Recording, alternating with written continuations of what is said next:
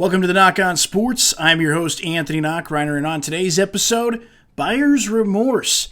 Did the media put too much stock in the 2023 Saints, and are they setting themselves up for their same mistake by looking into the 2024 Falcons in the same way?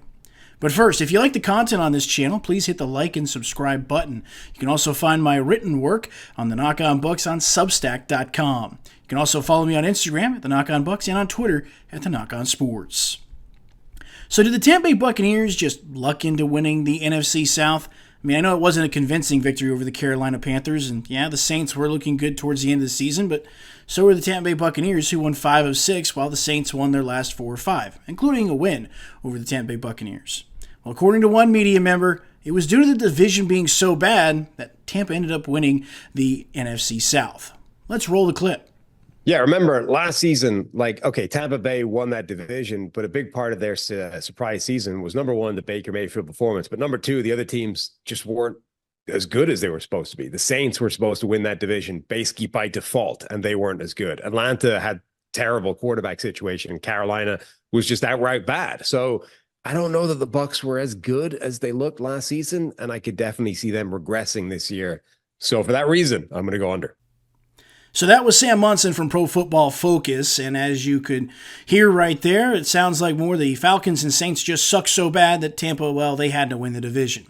No, it's Sam Monson and other media members just bought too much bad stock in the 2023 Saints and are setting themselves up for the same bad deal with the 2024 Atlanta Falcons.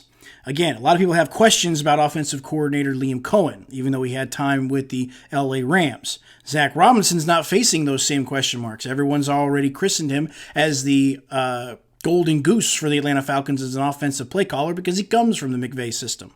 Now, again, LA had a really nice resurgence last year. A lot of young players. Obviously, Matt Stafford played well, all those types of things. But Zach Robinson also has got question marks, but nobody seems to be asking them about that new offensive coordinator and that new play caller. Now, Remorse is likely, I think, going to do a better job the second time around versus the first time when he was the head coach of the Tampa Bay Buccaneers. I think he's learned a lot, obviously. But again, I think too many people are buying into bad stock here. The Atlanta Falcons, yes, they have great names. Everybody has talked about Drake London and Kyle Pitts and now Bijan Robinson for the last 2 years and about how great this offense could be with all these playmakers.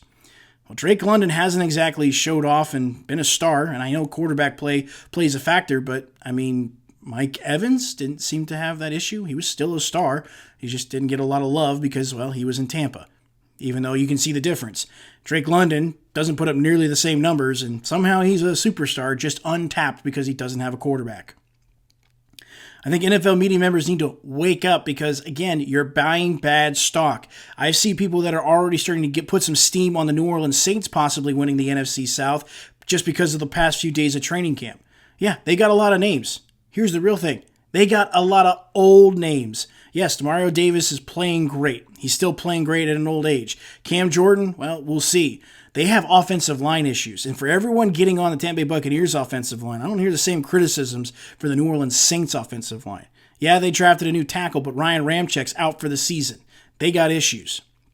So I think NFL media, buyers beware here because they're buying the Saints and they're buying the Falcons way, way too high. Now, again, I know the Falcons got a good offensive line, but defensively, they got liabilities.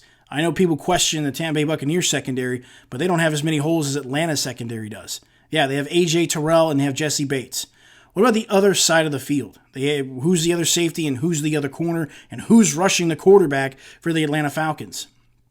So a lot of big-time questions. And again, I do not think it was so much that it was Tampa Bay just lucking into the NFC South crown last year. I think it was a lot of people buying too much bad stock in the 2023 Saints, and I think they're doing it again with the 2024 Falcons.